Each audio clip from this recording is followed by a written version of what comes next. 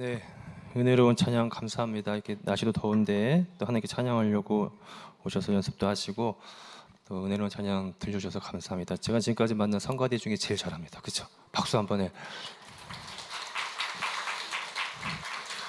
물론 2부 때 높은 성가대가 제일 잘한다고 말했습니다. 네. 또 아울러 우리 함께 먼저 찬양을 했던 우리 찬양팀한테도 박수 한번 좀 부탁드리겠습니다.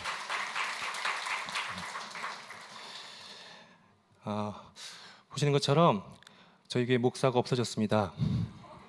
목사 품귀 현상. 제가 여러분들을 섬겨야 되지만 당분간 여러분들이 저를 잘해 주시면 감사하겠습니다. 힘들어 죽겠습니다. 오늘 좀 제가 헐떡헐떡거리면서 말씀을 전해도 좀 이해해 주시길 바랍니다. 자, 말씀 전하기 전에 먼저 기도한 후에 말씀 이어가도록 하겠습니다. 하나님 아버지, 또 이렇게 또 예배하기 위해서 하나님 만나고 싶어서 저희들 이 자리에 불러주셔서 감사합니다. 지난날 덥고 지치고 많이 힘들었지만 이 시간 말씀을 통해 우리 가운데 냉수처럼 위로의 말씀으로 격려의 말씀으로 우리들을 시원케 하여 주시옵소서. 이 말씀 전할 때 저 늘 그렇듯이 잘못 전하지 않도록 두렵고 떨린 마음으로 서게 하시고 우리 성도님들 열린 마음 들을 귀로 말씀 듣게 하여 주셔서 다 같이 아멘으로 화답하는 이 시간 되게 하여 주시옵소서. 감사함의 예수님 이름으로 기도드립니다. 아멘. 네, 오늘은 사무엘서를 통해서 하나님과의 스캔들이란 제목으로 우리 성령 강림절후 9번째 주 말씀을 이제부터 전하도록 하겠습니다. 날이 많이 덥다 보니까 요즘 극장에 사람들이 많이 몰리는 것 같습니다. 제일 시원하고 또 최근에 재밌고 좋은 영화들이 많이 개봉했더라고요. 저도 영화 이야기하면서 말씀을 좀 시작할까 하는데요. 최근 거 말고 옛날 거 좀 나눠볼까 합니다. 인사동 스캔들이라는 영화 혹시 아세요? 제목처럼 인사동을 중심으로 해서 400년 전 목류도원들을 그린 앙견의 그림을 복원하는 그런 이야기를 다룬 그런 영화입니다. 극중 복원 전문가인 이강준이라는 사람은 복원과 복제에 대해서 이렇게 이야기합니다. 의미가 사라지는 순간 그것은 복제가 된다라고. 멋있더라고요. 의미가 사라지는 순간 그것은 복원이 아니고 복제가 된다라고 하더라고요. 비단 이것은 그 그림뿐만 아니라 우리 사람의 관계에서도 좀 이렇게 대입해 볼 수 있을 것 같습니다. 우리가 서로 함께 지내다 보면 사람과의 관계도 가끔 틀어질 때도 있고 또 소원해질 때도 있지 않습니까? 그때 속마음을 또 진솔하게 같이 우리가 터놓고 이야기하면 다시 화해가 이루어지고 예전 관계로 복원될 수가 있는데 그렇지 않고 진솔하지 않고 또 묵혀둔다면 다시 관계를 하더라도 예전 같지 않은 되게 형식적인 관계로 이어지는 경우를 종종 보게 됩니다. 마치 복제품처럼 말이죠. 혹시 하나님과의 관계는 어떤지 한번 생각해 봤으면 좋겠습니다. 여러분, 하나님과 이렇게 관계하다가 삐지거나 서운한 적 있지 않아요? 하나님 믿고 약속하고 그래서 다시 하나님과 관계를 회복한 것 같은데 여전히 옛날 같지 않은, 혹시 여러분 지금 예배 자리에 오셨는데 또 기도하러 찬양하러 오셨는데 하나님과 교제하지만 되게 건조한 형식적인 혹시 그런 지금 관계를 갖고 있는 건 아닌지 모르겠습니다. 오늘 본문은 우리들에게 하나님과의 관계를 회복하는 것, 복원하는 것이 너무 중요하다라는 그 이야기를 해주고 있습니다. 도대체 어떤 식으로 이야기하는가 우리 지금부터 함께 좀 살펴볼 텐데요. 먼저 본문을 나누기 전에 이해를 돕고자 사무엘상에 대한 전반적인 배경, 또 구조, 얼개 등에 관해서 잠시 살펴볼까 합니다. 좀 어려운 말일 수도 있는데요. 성서학에서 이 사무엘서, 특히 사무엘상을 뭐라고 하냐면 신명기 역사서라고 합니다. 한번 따라해 볼래요? 신명기 역사서. 우리가 알고 있는 율법이 있죠. 모세오경 5권의 책이 있습니다. 창세기, 출애굽기, 레위기, 민수기, 신명기가 있습니다. 그중 맨 마지막 책이 뭐예요? 신명기입니다. 보통 율법이라고 하면 최종본인 신명기를 일컫게 됩니다. 우리 핸드폰도 그러죠. 뭐 AC 있고, 뭐 아이폰 AC 있고, 뭐 12가 있어도 최신 기종을 우리가 그 아이폰 할 때 최신 기종을 말하잖아요. 그리고 최신 기종에 관련된 뭐 부품들이 뭐 판매되기도 하고요. 율법도 비슷합니다. 앞에 뭐 출애굽기에도 율법이 나오고 하지만 최종본이 신명기를 중심으로 율법이라고 이야기합니다. 그래서 성서에서 율법이라고 하면 신명기를 일컫는다라고 생각하시면 좋을 것 같습니다. 그런데 이 신명기에 결론이 있습니다. 28장에 나와 있는데요. 결론은 그렇게 어렵지 않고 아주 간단한 도식으로 되어 있습니다. 뭐냐면 하나님께 순종하면 복 받고 불순종하면 벌 받는다라고 되어 있습니다. 아주 간단하죠.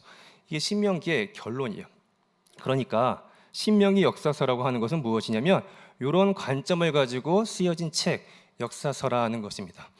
쭉 역사 이야기가 하나님께 순종한 사람은 복받고 그렇지 않은 사람은 벌받는다라는 이런 내용으로 구성되고 짜여진 그 역사서를 신명기 역사서라고 하고, 사무엘서가 바로 그런 책입니다. 앞서 저는 순종하면 복받고 불순종하면 벌받는다라는 신명기 이야기를 했는데요. 사무엘서에서는 이 내용을 조금 다른 워딩을 쓰게 됩니다. 뭐라고 하냐면 하나님께 순종한 사람은 하나님께서 높이시고요, 그렇지 않은 사람은 낮추신다라는 내용으로 사무엘서는 써 있습니다. 거의 비슷하죠? 다시 한번 뭐라고요? 하나님께 순종한 사람을 하나님께서 높이시고 그렇지 않은 사람은 낮추신다라는 것이 이 사무엘서에 쓰여진 기술 방식입니다. 또 좀 더 특이한 게 있는데 사무엘서는 두 인물 간을 대조를 하게 됩니다. 그 두 인물은 사울 왕하고 다윗입니다. 아시는 것처럼 사울은 하나님께 어떻게 보면 불순종했습니다. 그래서 하나님께서는 사울을 낮추시고요, 반면에 다윗은 높이십니다. 이런 내용으로 쭉 흘러가는 게 사무엘상이라고 보시면 되고요. 오늘 우리가 읽은 본문은 쭉 가다가 마지막에 하나님께서 사울을 낮추시고 다윗을 높이시는 이야기의 어떻게 보면 정점, 절정이라고 할 수 있겠습니다. 그런데 하나님께서 사울을 어떤 방식으로 낮추셨고 다윗을 어떤 방식으로 높였는가, 그 이야기를 좀 더 자세히 함께 나눠보도록 하겠습니다. 사울 이야기부터 해볼까 합니다. 사울은 이스라엘의 최초의 왕이었습니다. 우리는 이미 그 사울의 결론을 알고 있다 보니까 조금 좀 사울에 대해서 좀 없어 보이게 생각합니다. 근데 그렇지 않아요. 이스라엘의 최초의 왕이었습니다. 그가 왕이 되는 과정을 보면 대단했습니다. 그리고 굉장히 어려운 과정을 거칩니다. 먼저는 사무엘의 기름 부음을 받게 되고요. 또 그 사람들의, 오늘 우리 투표하잖아요. 투표처럼 그 당시 제비뽑기였는데 그런 과정을 통해서 사울이 왕이 됩니다. 이걸로 인정이 안 됩니다. 왕이면 실력이 입증돼야 돼요. 그래서 전쟁을 통해서, 이방 국가랑 전쟁을 통해서 사울이 저 사람은 정말 왕으로서 충분하구나 라고 하는 사람들이 인정을 받게 됩니다. 그리고 난 후에 사울이 왕으로 등극하게 됩니다. 그리고 그 왕으로 세워진 모습을 보면 이렇게 생각할 수 있겠죠. 하나님께서 사울을 지금 높이셨구나 라고 생각할 수 있을 것입니다. 그런데 사울이 이렇게 잘 나가다가 삐끗하게 됩니다. 크게 두 번의 실수를 하게 되고요, 하나님과의 오늘 제목처럼 어떻게 보면 스캔들이 일어나게 됩니다. 사무엘상 13장에 보면 번제를 드리게 되는데요, 자신이 드리는 것이 아니라 사무엘이 드려야 되는데 사울이 직접 번제를 드리게 되는 월권을 행하게 됩니다. 15장에 보면 아말렉이라고 하는 족속이 나옵니다. 오늘 본문에도 읽었었죠. 그 족속이 신명기에서는 하나님께서 그 족속을 기억하지 말라고 하고 진멸하라고 하는 명령을 내렸습니다. 아말렉과 전쟁을 치렀어요. 이겼는데요. 그럼 어떻게 되냐면 전리품을 취하지 않고 진멸해야 되는데 그렇지 않습니다. 그 나라의 왕을 살려주게 되고요, 전리품을 남겨두게 됩니다. 이런 실수를 통해서 하나님과 멀어지게 됩니다. 결국 하나님께서 어떻게 해요? 사무엘을 통해서 사울이 아닌 다른 왕을 찾게 됩니다. 그 왕은 아시는 것처럼 다윗 왕이 되겠죠. 그리고 사울은 이제 하나님과의 관계가 소원해졌습니다. 여러분, 여기서 하나님께서 아까 제가 말씀드린 것처럼 사울을 낮추신다고 했습니다. 낮췄다고 해서 사울의 삶이 어떻게 보면 굉장히 물리적으로 힘든 건 아닙니다. 그는 여전히 왕의 자리를 차지하고 있고요, 왕이면 뭘 당연히 갖고 있을까요? 부와 권력과 명예를 갖고 있습니다. 그럼에도 불구하고 성서는, 이 사무엘상은 사울이 점점 하나님 앞에서 벌받고 낮아지고 있다라고 이야기를 쭉 전개해 나가고 있습니다. 잠깐 좀 생각해 볼 수 있는 것은 그렇습니다. 뒤에 또 나오겠지만 사울은 다윗을 굉장히 시기 질투하게 됩니다.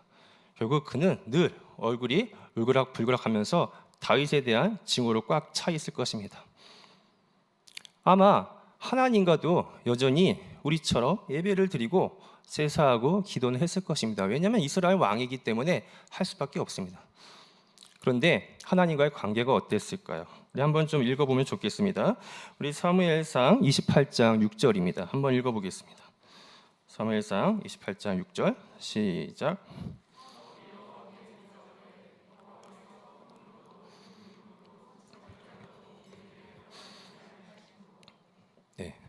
사울이 하나님과 기도하고 교제해도 별로 하나님과 소통이 없습니다.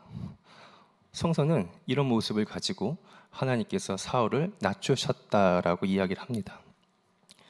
편혜형이 쓴 소설 죽은 자로 하여금이라고 하는 그 내용을 보면 이 저자가 우리 성서에 나오는 마태복음, 누가복음에 예수님께서 하신 말씀이죠. 죽은 자로 하여금 죽은 자를 장사하게 하라. 그 구절을 따와서 책 제목을 정했는데요. 우리는 그렇게 이 단어의 죽은 자가 무엇일까 고민하지 않는데 이런 소설가들은 굉장히 상상력을 가지고 고민을 많이 하는 것 같습니다. 소설에는 정확히 나와 있지 않는데 그의 인터뷰를 잠깐 봤더니 이렇게 표현하고 있습니다. 저자는 자기 모순에 빠져 자신을 잃어가는 사람들을 포괄적으로 본다면 죽은 자가 아닐까라고 생각한다고 말합니다. 즉 자기 모순에 빠져서 자신을 잃어가는 사람들을 죽은 자라고 이야기하더라고요. 제가 볼 때 사울이 딱 그런 것 같습니다. 그는 하나님과의 스캔들로 인해서 자신의 모순에 빠져서 자신을 잃어가며 어떻게 보면 죽은 사람처럼 살아가고 있는 것이 아닐지 모르겠습니다. 그리고 이렇게 살아가는 이 사울을 성경은 뭐라고요? 하나님께서 그를 낮추셨다, 낮추고 계시다라고 이야기합니다. 오해하면 안 돼요. 사울 여전히 뭐예요? 왕이에요. 잘 살아요. 잘 나가요. 권력과 부를 가지고 있지만 하나님과 소통할 수 없다라는 것. 반면 다윗은 어떻겠습니까? 다윗은 사울과 달리 하나님께서 다윗을 높이신다라고 말씀드렸죠. 그런데 사무엘상의 다윗의 이야기를 쭉 따라가다 보면 겉으로 봐서는 하나님께서 다윗을 높였다라고 느껴지지가 않습니다. 우리가 아는 다윗이 왕이 되고 하는 이야기는요, 사무엘상에 안 나와요. 그 다음 책인 속편인 사무엘 하에서 다윗이 왕이 됩니다. 사무엘상에서는 어떻게 보면 딱 한 번 잘 나가요. 그리고 너무 잘하는 다윗과 골리앗 이야기 알죠?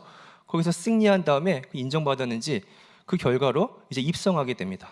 그런데 어떻게 되나요? 입성하는 순간 계속해서 어려움의 연속입니다. 사람들이 눈치 없이 뭐라고 이야기하나요? 사울은 천천히요, 다윗은 만만히요. 이것이 사울을 건드리다 보니까 사울은 다윗의 질투, 시기를 넘어서 증오하게 되고 결국 다윗을 죽이려고 2번이나 창과 단창을 던지게 됩니다. 칼과 단창을 던지게 되죠. 더 심해져서 결국 다윗은 왕실에 있을 수 없게 되어 빠져나오게 됩니다. 그리고 계속해서 이제 도망자의 신세를 살게 됩니다. 사무엘상에서 다윗의 이야기는 계속 이런 삶이에요. 도망자의 삶이에요. 이걸 겉으로 봐서 어떻게 하나님께서 그를 높였다라고 이야기할 수 있겠습니까? 그리고 이게 그냥 도망 다니는 겁니까? 누구한테 쫓깁니까? 지금 왕한테 쫓기는 거예요. 그럼 바로 목숨이 위태위태하다는 거죠. 얼마나 두렵고 떨리고 무섭겠습니까? 그런데요, 사무엘상에서는 다윗이 이렇게 도망자의 삶을 살아가면 갈수록 하나님께서 그를 높인다라는 뉘앙스를 계속해서 우리한테 시그널을 보내고 있습니다. 일단 하나 생각해 볼 수 있는 것은 그렇습니다. 하나님께서 고난과 어려움 가운데 다윗을 높이시는 방법은 무엇이었을까? 한번 고민해 봤더니 하나는 이렇게 좀 생각이 됩니다. 사울 옆에는 사람들이 없는데요, 다윗 옆에는 사람들이 함께하기 시작합니다. 사무엘도요, 다윗과 함께하기 시작하고요, 심지어 사울의 아들 요나단, 딸도 다윗과 함께합니다. 다윗 옆에는 또 400명, 600명의 사람들이 그 옆을 지켜주고 있습니다. 어떻게 보면 하나님께서는 우리들에게 어떤 부와 권력과 이런 것도 주시겠지만, 이런 걸로 복도 주시지만 우리 가운데 함께할 수 있는 사람들을 붙여주시는 것이 또 하나의 하나님께서 주시는 복의 또 모습은 아닐까라고 생각을 해보게 됩니다. 그런데 이거 말고 진짜 결정적인 것은 무엇이냐면, 하나님께서 이 도망자의 신세로 고난 가운데 힘들게 어렵게 살아가는 다윗 가운데 그를 높이시는, 복을 주시는 모습은 무엇이었냐면 이것입니다. 이 다윗이 도망가는 이야기를 쭉 따라가다 보면 반복적으로 나오는 문장이 있어요. 그 문장이 뭐냐면 너무 유심히 저의 눈길을 끌게 되는데 바로 이렇습니다. 다윗이 여호와께 묻자와 아뢰되라고 되어 있습니다. 뭐라고요? 다윗이 여호와께 묻자와 아뢰되. 하나님께 기도하는 다윗입니다. 그래서 하나님과 교제가 일어나는 거, 하나님과 소통할 수 있는 거. 그러니까 사무엘서에서 말하는 하나님이 다윗을 높이시는 방식은, 하나님이 다윗에게 주신 복은 무엇이냐면 하나님과 소통할 수 있는 거, 하나님과 교제할 수 있는 거, 하나님과 대화할 수 있는 것이 바로 그것이다라고 이야기합니다. 사울과 너무 다르지 않습니까? 사울은 정말 왕이고 많은 걸 누렸지만 하나님과 교제할 수 없는 것, 이것이 성서에서는 하나님께서 사울을 낮췄다라고 이야기하시고, 반면에 다윗은 지금 도망자요 고난과 어려움 속에 있지만 하나님과 교제하고 소통할 수 있는 것이 바로 하나님께서 다윗을 높이시는 복주심의 모습이다라고 이야기를 하고 있다는 것이죠. 근데 이렇게 다윗도 잘 나가다가 삐끗하게 됩니다. 어떻게 보면 다윗이 쭉 사무엘서부터 전개되면서 처음으로 하나님과 스캔들이 한번 일어나게 되는데 이렇습니다. 다윗이요, 사울한테 지금 쫓기고 있어요. 근데 사울이 바짝 추격했나 봐요. 곧 잡힐 것 같고 너무 두려움 나머지 어떻게 했냐면 상대 국가, 전쟁을 치르는 원수 국가인 블레셋에 망명하기로 결정을 합니다. 다윗이 앞서 말씀드린 다윗이라고 하면 어떻게 되는 거예요? 이런 상황 가운데 하나님께 기도하고 어떻게 해야겠습니까? 다윗이 여호와께 묻자와 아뢰되 물으면서 나갔어야 되는데 어땠는지 한번 보실까요? 우리 사무엘상 27장 1절입니다. 한번 함께 읽겠습니다. 자, 시작.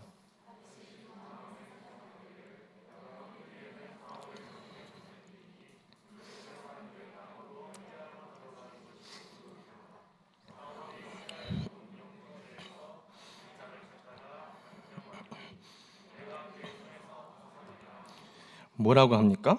다윗이 그 마음에 생각하기를. 다른 버전인 표준 세 번역에는 이렇게 써 있습니다. 다윗이 혼자서 생각하였다라고. 기도하는 모습을 볼 수가 없습니다. 어떻게 보면 사울보다 좀 약하다 할 수 있겠지만 다윗이 하나님과 생긴 첫 번째 스캔들이라고 할 수 있겠습니다. 이건 좀 여담인데요. 이렇게 좀 다윗 같은 위대한 인물이 넘어지고 흔들리면 저희한테 좀 위로가 되기도 합니다. 그렇지 않습니까? 다윗도 넘어지는데 저만 그런가요? 베드로가 얼마나 고마운지 모르겠습니다. 3번이나. 우리가 한 3번까지 넘어져도 됩니다. 그래서 아무튼 이 성서는 이런 인물들을 미화시키지 않고 그들이 똑같이 잘못한 건 잘못한 대로, 부족한 건 부족한 대로 다 우리들에게 보여줍니다. 그 말은 뭐예요? 사울도 넘어지고요, 다윗도 넘어지고요, 둘 다 잘못할 수 있다. 그 말은 뭐예요? 우리 모두가 죄인이고 나약한 존재다라고 이야기를 해줍니다. 그래서 바울은 그의 편지 로마서에서 이렇게 이야기합니다. 로마서 3장 23절에 뭐라고 이야기하냐면 모든 사람이 죄를 범하였음에. 그렇죠? 모두가 넘어지는 겁니다. 지금 사울만 흔들렸다고 이야기하지 않고 누구도요? 다윗도 하나님과 관계가 지금 멀어졌습니다. 문제는 하나님과 이렇게 스캔들이 생기고 넘어지는 거, 실수하는 거, 이게 문제가 아니고요. 이후에 어떻게 하나님과의 관계를 회복하느냐, 이것이 중요합니다. 그래서 사무엘서의 결론은 이렇게 갑니다. 사울과 이 다윗이 어떻게 하는지, 이 스캔들 이후에 하나님께 어떻게 대처했는지 그쪽으로 그 둘의 행보에 초점을 맞춰서 전개되기 시작합니다. 우선 다시 한번 사울을 보면 이렇습니다. 사울은 여전히 증오와 시기심에 얼굴이 화가 나서 있겠죠. 다윗 잡히면 가만 안 두겠다. 그런데 곰곰이 생각해 보면 말씀을 준비하면서 사울의 입장을 많이 해보려고 했는데요. 사울이 정말 화난 것은 다윗보다는 하나님인 것 같아요. 하나님한테 지금 너무 서럽고 화가 나 있는 것 같아요. 제가 앞서 설명드렸던 번제 월권 이야기, 아말렉 족속 진멸하는 이야기, 그분 아마 읽어보신 분들은 알겠지만 충분히 납득이 됩니다. 사울의 사연이 이해가 됩니다. 번제 같은 경우는 뭐냐면 블레셋과의 전투를 앞두고 있는데 바로 전쟁에 나가지 않고 어떻게 하는 거예요? 예배드리겠다는 거예요. 근데 예배 집례를 누가 하냐면 사무엘이 하기로 했어요. 근데 안 와요. 약속 시간에. 빨리 전쟁을 나가야 되고 막 준비하고 있는데 계속 안 와요. 그럼 어떻게 돼요? 오늘 제가 예배인데 안 오면 어떻게 돼요? 뭐 급하면 심집사님 올라와서 그냥 설교해야 되는 거예요. 누가 뭐라고 하겠어요? 사울도 그렇게 번제를 드렸습니다. 딱 끝나고 내려가 그때 와요. 사무엘. 얼마나 억울하겠습니까? 아말렉도 마찬가지입니다. 아말렉 족속 전쟁에서 이겼는데요. 우리 그런 거 있잖아요. 물건도 뭐 좋은 거, 새 거 막 그냥 버리기 힘들잖아요. 아깝잖아요. 너무 좋은 게 있어요. 그래서 다른 거 자기가 쓰려고 한 게 아니고요. 이거 너무 좋은데, 이거 너무 아까운데 하나님한테 드리면 좋겠다는 생각으로 남겨뒀어요. 근데 이 두 가지가 사울이 왕에서 탈락되는 결정적 사인이라는 거죠. 얼마나 억울하고 아쉽고 그러겠습니까? 이런 마음을 가지고 사울은 살았습니다. 하나님한테 계속 삐져 있고, 아까 말씀드렸지만 우리가 함께 읽었지만 하나님께 여전히 기도도 하고 예배도 하지만 이 관계가 해결되지 않습니다. 하나님 대답도 하지 않으시고요. 결국 어떻게 됐을까요? 하나님과 대화할 수 없는 사울은 이 부분이 너무 슬픕니다. 사무엘상 28장에 보면 사울은 하나님과 대화할 수 없어서 엔돌이라고 하는 지역에 가서 박수무당을 찾아갑니다. 신접한 여인을 찾아서 내가 전쟁을 치러야 되는데, 블레셋과 전쟁을 치러야 되는데 어떻게 되겠습니까? 라고 묻습니다. 이후에 31장에선 길보아 산에서 아들 요나단과 함께 전사하면서 인생을 끝내게 됩니다. 얼마 전 종영한 드라마가 있어요. 노희경 작가의 우리들의 블루스라고 하는 드라마인데, 제주도에서 펼쳐지는 인생의 끝자락, 절정, 시작에 서 있는 사람들의 모든 삶을 응원한다는 아주 따뜻한 이야기를 담은 드라마가 있습니다. 저는 그 중에서 동석과 옥동의 그 에피소드에 대해서 잠깐 좀 나눠볼까 합니다. 이병헌 씨가 맡았던 동석, 그 동석은 어릴 적 엄마한테 상처를 받았습니다. 그리고 이것이 해결되지 않아서 평생 엄마를 미워하고 원망하게 됩니다. 그런데 이 엄마 옥동이 암 말기라고 하는 사실을 알게 됩니다. 그 엄마 옥동은 병원에 그 동석에게 잠깐 어디 좀 같이 가달라고 합니다. 마지못해서 둘은 함께 이별 여행을 떠나게 됩니다. 거기서 못다한 이야기도 종종 나누기도 합니다. 아직 완전히 해결되지는 않았어요, 관계가. 그리고 다시 제주도 돌아와서 그 엄마는 아들 동석이 좋아하는 된장찌개를 한 사발 끓이게 됩니다. 그리고 방에서 죽음을 맞이하게 되죠. 잠시 후 엄마 집에 도착한 동석은 엄마의 죽음을 보고 엄마 앞에 가서 엄마를 끌어안고 오열하게 됩니다. 그때 동석이 했던 말을 잠시 좀 읊어보겠습니다. 사랑한다는 말도 미안하다는 말도 없이 내 어머니 강옥동 씨가 내가 좋아했던 된장찌개 한 사발을 끓여놓고 처음 왔던 그곳으로 돌아가셨다. 죽은 어머니를 안고 울며 그제서야 알았다. 난 평생 어머니 이 사람을 미워했던 게 아니라 이렇게 안고 화해하고 싶었다는 걸. 난 내 어머니를 이렇게 오래 안고 지금처럼 실컷 울고 싶었다는 걸. 저는 사울이 너무 동석과 같았습니다.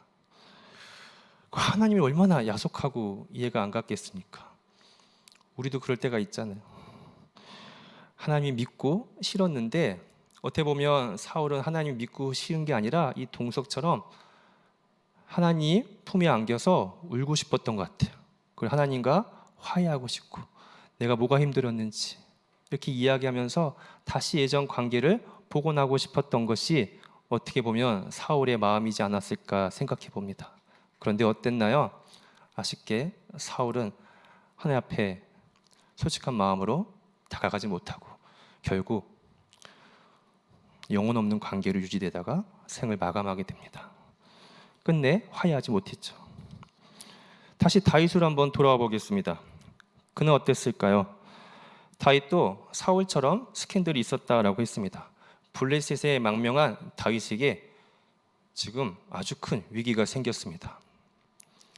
자신의 백성들이 또 아말렉이 나오는데요. 아말렉 족속들한테 사로잡혀 갔습니다. 심지어 본인의 가족들도 잡혀갔습니다. 그 사실을 목격한 백성들과 다윗은 정말 포효하게 되죠. 가족을 잃은 많은 사람들, 백성들은 너무나도 슬프고 당황한 나머지 이 모든 책임을 리더인 다윗에게 돌립니다. 그리고 다윗을 죽이려고 합니다. 얼마나 큰 위기겠습니까? 지금 다윗은 하나님과 관계가 단절되어 있는 상황이에요. 이 어려움, 이 위기, 이 고통 앞에 다윗은 그때 정신이 번쩍 들었는지 어떻게 했나요? 오늘 본문 8절입니다. 8절 다시 한번 읽어볼게요. 자, 시작.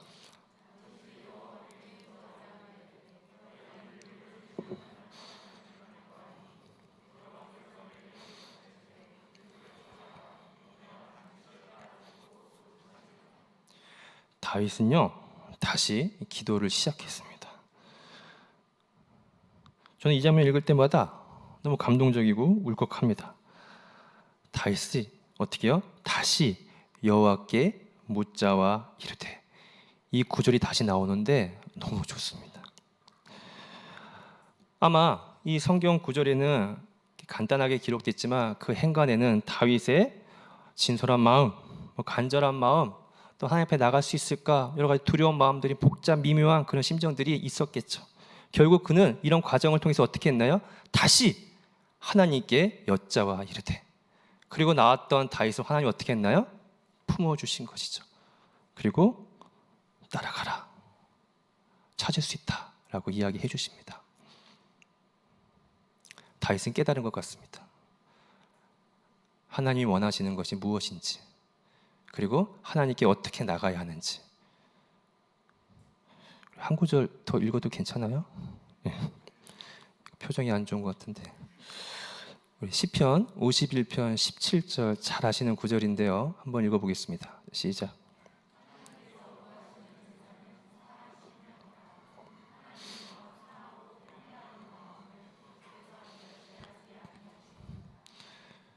다윗은 알았습니다. 하나님이 찾으시는 것은 상한 심령이라고. 이 마음 가지고 오면 하나님 언제든지 어떻게 해요? 품어주신다고요. 너무 아쉬워요. 사울도 이 마음 가지고 왔으면 하나님께서 품어주셨을 텐데. 이렇게 사무엘서는 끝나게 됩니다. 그러니 사무엘서가 말하는 결론이 뭐예요? 하나님께서는 하나님께 순종하는 사람을 높이시고 그렇지 않은 사람을 낮춘다고 했는데, 높이는 방식은 뭐예요? 하나님이 그와 교제하지 않는 거예요. 소통하지 않는 거예요. 하나님의 함께 하심을 느낄 수 없는 것이 하나님이 그를 낮추시는 것. 그 아무리 잘 나가고 아무리 왕이어도 하나님과 교제할 수 없다면 하나님께서 그를 낮추신다라고. 반면 그의 삶이 너무 힘들고 어렵고 전혀 풀릴 것 같지 않은 그런 현실 속에 살아가더라도 어떻게 해요? 하나님과 교제할 수 있고 소통할 수 있고 기도할 수 있다면 그것이 바로 하나님께서 그를 높이시는 것이라고, 하나님께서 그를 복주시는 것이다 라고 성경은 우리들에게 이야기하고 있습니다. 이 말씀이 오늘 우리들에게도 그대로 적용됐으면 좋겠습니다. 우리 삶이 힘들고 어려워도 하나님과 우리가 관계가 회복되고 교제하고 소통할 수 있다면 그것이 바로 복이다라고. 반면 내가 여전히 지금 잘 나가고 뭐 잘 풀리고 하는데 하나님과 내가 소통이 없고 교제가 없다면 이것은 지금 하나님이 나를 낮추시는 시그널이다라고 눈치를 챘으면 좋겠습니다. 그리고 하나님께 빨리 돌아올 수 있기를 바랍니다. 말씀을 정리하겠습니다. 오늘 우리는 사무엘상을 통해서 사울과 다윗 두 인물을 통해 신명기 역사서의 관점에서 하나님께서 복주심과 벌주심에 대해서 나눴습니다. 다시 한번 거듭 말씀드리지만 부와 권력을 지닌 사울, 겉으로 볼 때는 되게 하나님께 높이시는 것 같지만 하나님과 소통할 수 없었던 그를 성경에서는 하나님께서 그를 낮췄다라고 이야기합니다. 반면 도망자 신세로 살아가는 다윗이지만 하나님과 소통하고 교제할 수 있었던 다윗을 사무엘서는 하나님께서 그를 높이시고 있다, 복주셨다라고 이야기를 합니다. 또 뭐라고 이야기했나요? 둘 다 잘못할 수 있다, 넘어질 수 있다, 하나님과 스캔들이 일어날 수 있다라고 했습니다. 이때 어떻게 해야 되냐고요? 이게 제일 중요하다고 했습니다. 사울처럼 가만히 있는 것이 아니라 어떻게 해요? 다윗처럼 상한 심령을 가지고 하나님께 나갈 때 하나님 어떻게 해주십니까? 우리를 주의 품에서 품어주실 것이라고. 그래서 혹시 우리 가운데 하나님과 멀어져 있다면, 소원한 관계에 있다면 상한 심령을 가지고 하나님 품에 안겨서 울기도 하고 다시 하나님과 화해를 이룰 수 있는 여러분 되기를 바랍니다. 아직 끝나진 않았는데요. 좀만 더 할게요. 사실 사무엘서의 독자는요, 지금 다윗 이야기를 하고 있잖아. 이 다윗 시대에 살아가고 있는 사람들이 아니에요. 이 사무엘서의 독자는 지금 이 당시 시대가 아니고요, 한참 후대인 바벨론의 포로로 끌려가 유대인들을 대상으로 쓰고 있습니다. 그들은 지금 어떤 생각을 갖고 있냐면요, 우리가 율법을 어겼구나, 하나님께 순종하지 않았구나, 그래서 하나님한테 벌 받아서 혼나서 지금 포로로 와 있다라는 생각을 하고 있습니다. 노예의 삶을 살아가고 있고요, 얼마나 힘들었겠습니까? 고구로 돌아가면 마치 사울이 부와 권력을 누렸던 것처럼 다시 그렇게 되면 좋겠는데, 그럴 기미는 보이지 않고 언제 끝날지 모르는 이 식민지의 삶을 살아가는 이들한테 썼다는 거죠. 그들에게 오늘 우리가 읽은 본문은 얼마나 위로가 되겠습니까? 왜요? 우리가 사울처럼 다시 부와 권력을 차지하고 옛모습 돌아가는 게 그게 복된 거, 그게 하나님이 우리를 높이시는 것이 아니라 뭐라고요? 여전히 지속되는 이 포로의 삶, 식민지의 삶임에도 불구하고 우리가 어떻게 해요? 하나님과 다시 교제할 수 있다면, 하나님의 관계가 회복된다면, 이것이 하나님께서 우리를 높이시는 거구나, 이것이 바로 우리가 하나님이 우리를 받아주시는 거구나, 복주심이구나 라는 그런 생각을 하지 않겠습니까? 그래서 포로된 그들한테 들려진 이 다윗 이야기는 얼마나 위로가 되겠습니까? 그렇죠. 오늘 우리들에게도 위로가 되기를 바라고요. 진짜로 마지막 한마디만 하고 마치겠습니다. 아시죠? 저 같은 목사가 마지막 하면 15분 더 하는 거. 여러분, 을지로 아시죠? 을지로하면 어떤 게 연상이 되세요? 인쇄소, 금속공예, 세운상가 등등 이렇게 연상이 될 텐데요. 그 을지로가 도시 재생을 거치면서 요즘 힙지로라고 해서 아주 젊은 사람들이 많이 모여드는 그런 핫한 장소, 핫플이 됐습니다. 핫플이 된 여러 가지 요인 중에 하나는 을지로 쪽에 서울시 정책에 의해서 많은 예술가들이 모여서 그곳에서 창작 활동을 한 것도 하나의 요인이라고 할 수 있겠습니다. 제가 얼마 전에 어떤 교육을 들어가서 그 을지로에서 활동하는 고대용이라고 하는 예술가, 작가의 강연을 들었는데요. 이 작가는 사진은 없는데 을지로에서 버려진 유기견을 데리고 다니면서 을지로 곳곳에 창작 활동하면서 을지로를 많이 바꾸는 그런 일도 하고 있습니다.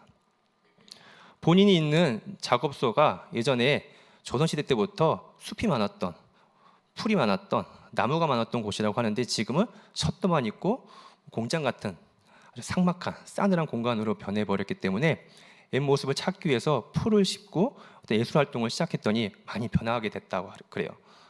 그러면서 을지로의 한자가 을이 가불병할 때 을인데요.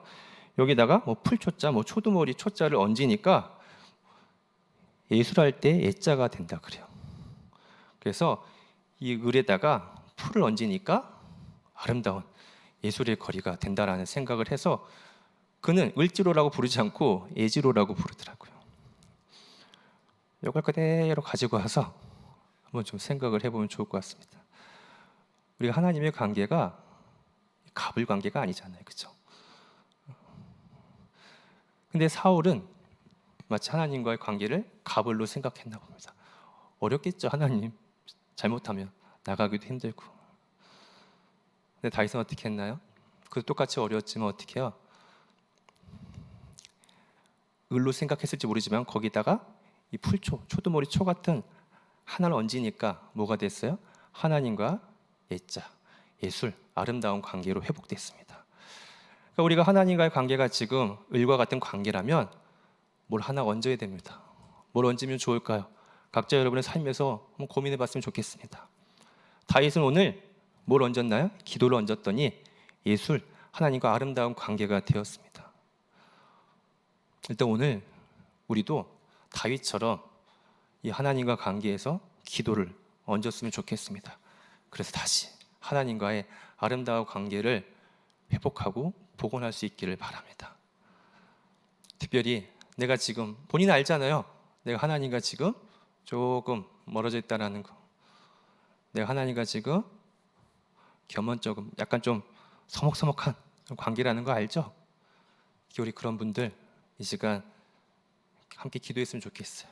그래서 하나님과의 관계가 복원돼서 다시 예전처럼 하나님과 교제하고 소통하고 기도하고 하나님 함께 하심을 늘 우리가 느끼고, 하나님 내가 어떻게 됩니까? 이렇게 됩니까? 늘 하나님께 여자와 아래는 우리가 될 수 있기를 바랍니다.